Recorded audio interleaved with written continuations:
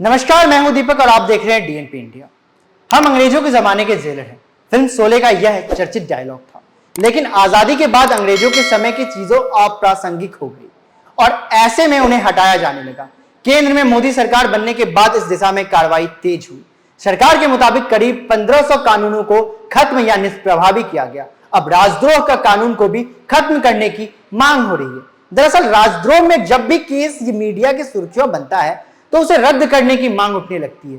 3 दिन पहले केंद्र सरकार ने संविधान पीठ के 1962 के फैसले का जिक्र करते हुए राजद्रोह कानून का बचाव किया था, लेकिन 48 घंटे में यू टर्न लेते हुए सरकार ने राजद्रोह कानून के प्रावधानों पर फिर से विचार करने की बात कही है। कानून मंत्री किरेन रिजिजू ने कहा है कि प्रधानमंत्री नरेंद्र मोदी ने इस संदर्भ में निर्देश जारी किए हैं।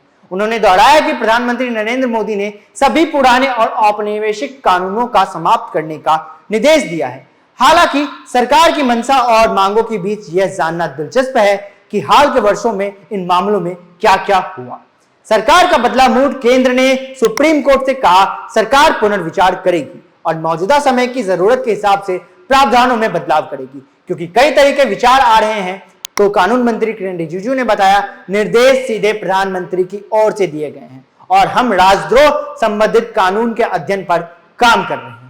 उन्होंने आगे कहा कि सरकार ने एक हलफनामे के जरिए अदालत को बताया कि कोर्ट इसमें शामिल नहीं हो सकती।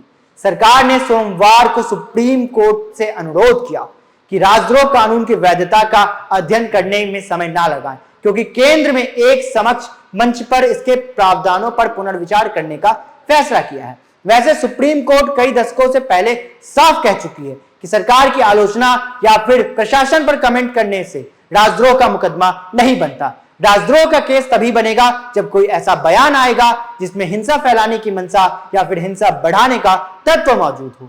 यह भी कहा गया था कि राजद्रोह कानून का इस्तेमाल विशेष परिस्थितियों में ही किया जा सकता है, खासकर जब देश की सुरक्षा संप्रभुता खतरे में हो। हालांकि जब देश में किसी राजनीतिक हस्ती पर लगता है तो विरोध बढ़ जाता है।